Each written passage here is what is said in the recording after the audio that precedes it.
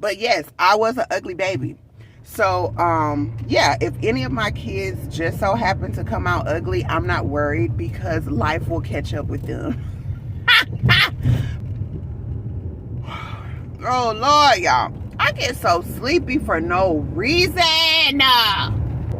It went from me being the only one using this restroom to now there is a total of 7 different asses on this toilet, and I can't deal.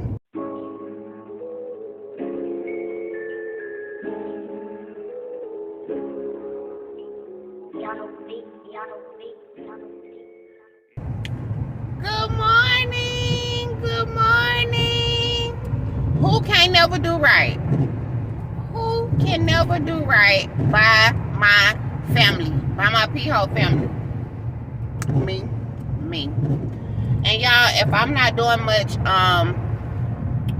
engaging in the camera, it's because first of all, I'm driving, but I have to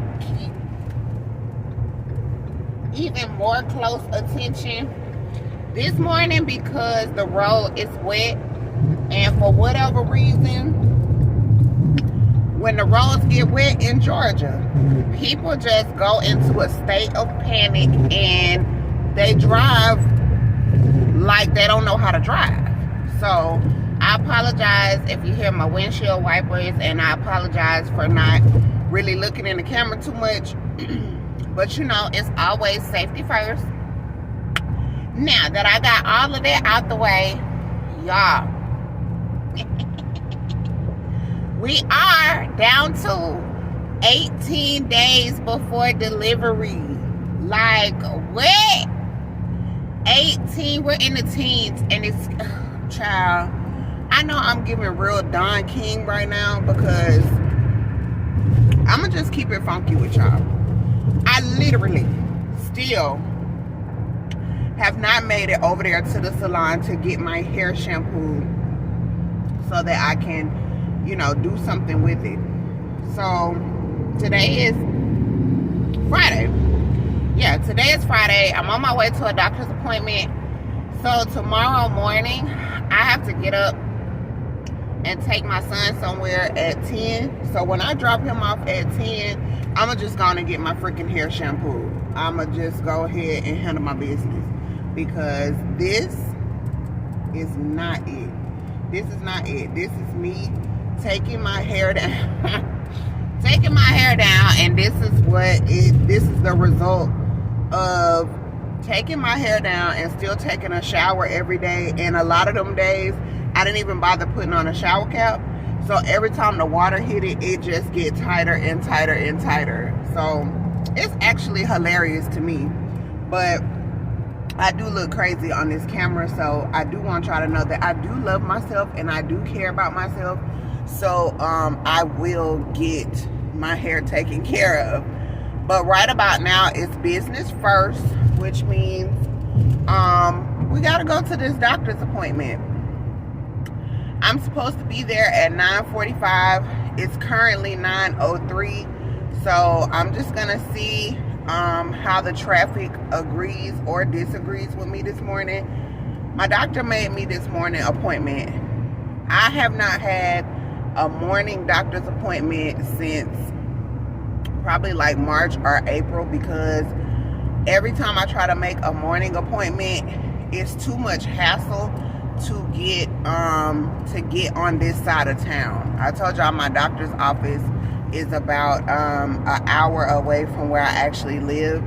So, you know, when you got people that's trying to get to work and it's more towards the downtown Atlanta area, y'all already know, if you've been to Georgia, even if you've even visited these Atlanta streets, you already know it's a hot mess. I had to take my daughter to school this morning, and normally she would be up and she would be getting ready, especially because it's a Friday. So she's like, you know, let me just jump up and get the day over with. But she has a little bit of a cold. So for the last 2 days, she's been on like Mucinex in the daytime and NyQuil for bed. So yeah, that's what she's a little drugged up before she went to bed last night. So yeah, she ain't heard no alarm, and she wasn't studying getting up at the right time. So instead of her making the bus, I told her, you know, well, hey, I'm headed out to my doctor's appointment. As long as you're ready to roll by 8 o'clock, I'll drop you off at school. And so she was. She got up, took her shower, and did everything she needed to do. And she was ready to roll. So we left out the door at 8. And then I dropped her off at school. The doors of the school didn't open till 8:15. And then what? Oh, and then I stopped and got me some breakfast, because on top of baby boy rolling around early this morning, my hunger was severe. I was having like some cramping. I know I'm having some dehydration going on, because my legs really started to give me, like, you know how they say when you get a Charlie horse in the back of your legs, that's a sign of dehydration. I know that that's the clue that my body was giving me. When I felt that Charlie horse feeling, I know that it's a sign of dehydration, because I'm gonna just be real honest with y'all, and real honest with myself. For the last 2 days, I've probably had anywhere between 16 to 30 ounces of water, which is basically nothing for a pregnant woman. So I've had barely any water, but I have had, I don't know, I would probably say 4 liters of different types of soda. And that's just being honest. Like I said, being honest with y'all, being honest with myself. Like, I don't know what my deal has been, but I know that I can think of a couple of different sodas that I have had in the last 72 hours. I recall drinking sweet tea, Baja Blast, cherry Pepsi, Sprite, and Fanta Orange. That's the liquid that I have been consuming, when all that I need, especially in this stage of the game where we're in the home stretch, like, baby boy really needs water. So you know, the Charlie horse definitely slapped me back to reality, because if you've ever had a Charlie horse, you already know, like, it's not no good feeling. And I have not had a Charlie horse in, I don't know, maybe the last 2-3 years that I can remember anyway. I remember I had one really bad a couple of years ago. Well, it's been more than a couple of years ago. I'm actually lying, because this was when I was still a hairstylist. So this has probably been about 7-8 years ago. But y'all, I had a Charlie horse so bad that I literally couldn't even walk. I had to roll myself out of the bed, and then I had to do an army style crawl to the door so that my friend could bring me some muscle relaxers to get the cramps out. Like, that's how bad my Charlie horse was. Like, it was bad. Anyway, that's how my morning has been going. I hope y'all's morning is going smooth and y'all are getting where y'all need to go without getting stuck in traffic. But getting ready to go into this doctor's appointment and see if they give me any type of new information. I'm really curious to get this information that my doctor keeps talking to me about, as far as the preparations that me and Papa have to know, the things that we have to know before we can even step in the hospital. She already told me about the COVID test 72 hours prior to, but she said that it was like a list of stuff that I was going to need to know as well. So I'm just curious to know what's on that list. I'm usually not this anxious, but I don't know. I'm ready. Hopefully today I will be able to get my sonogram pictures from my visit this past Monday. That was my first time getting a 3D ultrasound of my baby. And when I tell you, he is so stinking cute. Like, well, from that picture anyway. From the sonogram picture, he was cute. But, you know, you never know what's going to happen by the time these kids pop out. But, you know, I'm straight on my children either way it go. Because me personally, I was a ugly baby. And, you know, I blossomed into the ratchetness that you see today. Like, don't judge my beauty by this right here that you see today. Like, you gotta see me in full put together mode. You have to see me when my skin is flourishing, when my nose is a bit smaller because it's giving 9 months right now. You know, you gotta see me when I'm feeling myself, okay?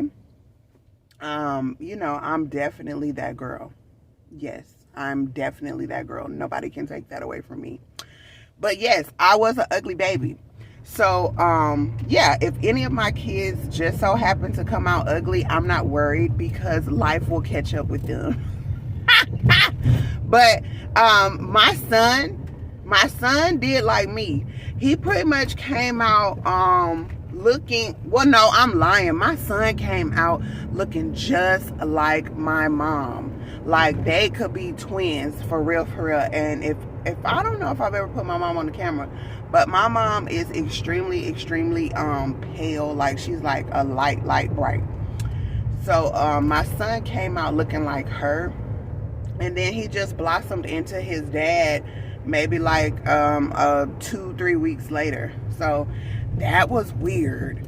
But yeah, my son looks exactly like his dad. So he's a handsome young man.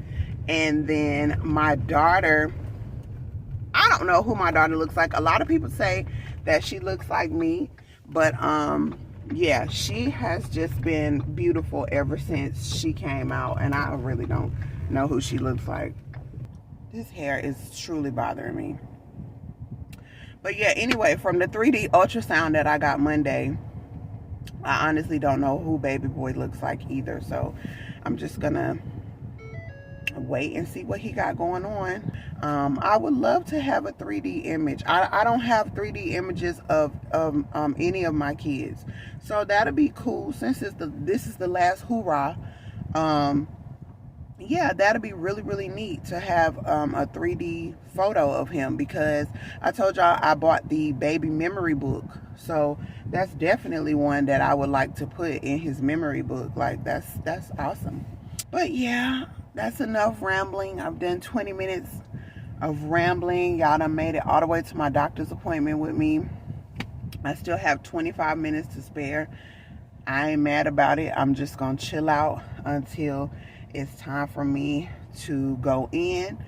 And yeah, when I come out, 9 times out of 10, I'm gonna update you guys. And yeah, we'll just see where it goes. But 18 days. We got 18 days. Yo, this nose. Get me off here. Okay, we are officially out of the doctor's office. Y'all know I don't never take y'all in there with me. I did sneak y'all in one time. If you're curious to know what my doctor's office looks like, you'll have to find that video. But yeah, I was in there longer than I anticipated today, because I really thought that it was just the normal routine where they were going to give me an ultrasound, see what the baby was doing, and send me on back out the door. But they did a test that they do for all moms to be at 36 weeks. I am 36 and a half weeks. Come Monday, I'll be already at 37. And, you know, they're taking the baby at week 39. So, yeah, time is winding down. But the test that they took, she definitely told me the name of the test. But, y'all, My mind ain't right. Y'all see, look at that hand. Look at that hand. But anywho, yeah, so what they did was I think she said a culture swab. So she took this long cotton swab and she swabbed the inside of my hoo-ha. And then it also had to touch my bottom. Like, it didn't have to touch the actual hole, but it has to touch the bottom. And she said that swab and that test is for some type of bacteria that pregnant mommies tend to get, and it's absolutely harmless for mommy, but if the baby gets it, it could be very, very harmful to baby. So they like to test and see if we have, well, if I have, they wanted to test and see if I have that bacteria, so that they'll know, you know, what to do. And if I do have that bacteria, then I will have to go on an antibiotic so that it does not affect the baby, because they have to do that at 36 weeks, because of course at this stage of the game you're at the end, so anything can happen. My water can break literally any day now, so they want to go ahead and get that testing done, so that way if I do have too much of that bacteria, I can already be on the antibiotics and the baby will be fine. So had to do that swab test, and then they also had to do blood work. Not really sure why they had to get more blood, because, well, I guess it's been a couple of months. They haven't drawn any blood from me ever since the glucose test, and I'm assuming that the blood samples that they got for my glucose test only went on the research for the glucose. It didn't spread out to do any other testing. So it's actually been since March since I've actually had a blood sample. So I guess, yeah, it makes sense that at 36 weeks they get another blood sample just to make sure everything is okay with me. So yeah, they got a couple tubes of blood. They did that culture swab. So yeah, from here all I can do is just pray for the best. So that appointment ended up taking, let's see, my appointment was at 9:45 and I did go back on time, and it is now 10:15. So took a pretty good little decent while. Met a new doctor that I haven't been with before, but she was very, very nice. Very, very nice. Everybody in there, I do go to a women's center, so there are no men in the facility, but so far all of those ladies have been very, very nice, very sweet. They love their job, they love their patients, and yeah, and they all seem to be tickled when I come through the door. They just love to see me coming. So, you know, I'm feeling their energy, they're feeling my energy. So I picked a good doctor. I picked a good location. So I'm just happy about the whole process so far. I was gonna say this in a couple of videos back. Oh shit, I'm not paying attention. I was gonna say this in a couple of videos back, but I didn't say it, so let me say it now. At work, I used to have the absolute pleasure of having the bathroom all to myself. I have a key to it. It's in the back of the warehouse, and nobody was paying this bathroom any attention, okay? Any. And then another lady started working in my department, and I'm not sure if somebody told her that it was a bathroom back there, or if she just noticed that I was walking back there frequently, and she might have asked, like, you know, what is she doing back there? And somebody told her that it was a bathroom back there. But nevertheless, she started using the restroom as well. So she would always come ask me, could she get the key to use the restroom?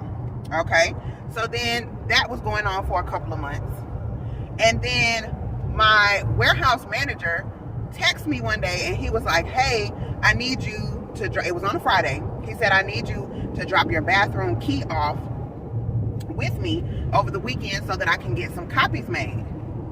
So I was already looking crazy, like, why do you need copies to this bathroom? But you know, I didn't say nothing. I automatically assumed that the lady who was sharing the bathroom with me, I thought she might have asked him for her own key. Instead of her asking me, she just asked him. You know, that's what I assumed was going on. But I ended up having a conversation with her, and she said no, that she didn't have no problem with using the key that I had. She never asked for her own key. So just about a week ago, we literally had 6 new females start in my department. We went from it just being me, the only girl. 1 is the loneliest number, you know. Then it went to 2, and then it went to dang on 6. All right. So, still didn't have no issue with that. And one of the gentlemen in my department told these ladies that it was a restroom back there in the back. So long story short, it went from me being the only one using this restroom to now there is a total of 7 different asses on this toilet, and I can't deal. I can't deal, and I'm not gonna deal. So now that my hours are cut down significantly, I just hold it. I hold it until I get home, because I told y'all in a previous video that me and public restrooms, we just don't. We just don't. So like, I was buying all of my own little personal stuff in there. Like I bought me some hand soap.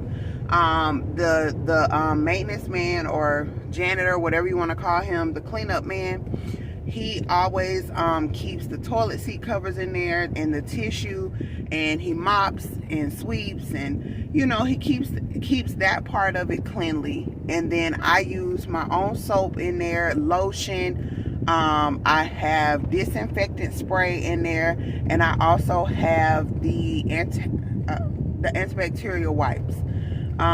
So I have all of that in there, and you know, now I'm just gonna have to take it out, because it's basically a free-for-all.